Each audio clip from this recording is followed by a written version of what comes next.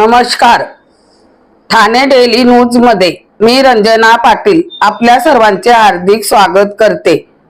हर साल की तरह इस साल भी उल्लास जनपद के संपादक शिवकुमार मिश्रा की तरफ से नए साल के शुभ अवसर पर सैकड़ों जरूरतमंद लोगों को कैंप क्रमांक 3 दशहरा मैदान इंदिरा गांधी गार्डन के सामने स्थिति उल्लासनगर जनपद कार्यालय में कंबल बांटा गया। साथ ही रात के समय फुटपाथ, रेलवे स्टेशन, मंदिर के बाहर सो रहे गरीब जरूरतमंद लोगों को भी ठंड से बचने के लिए कंबल बांटा गया। आइए देखते हैं।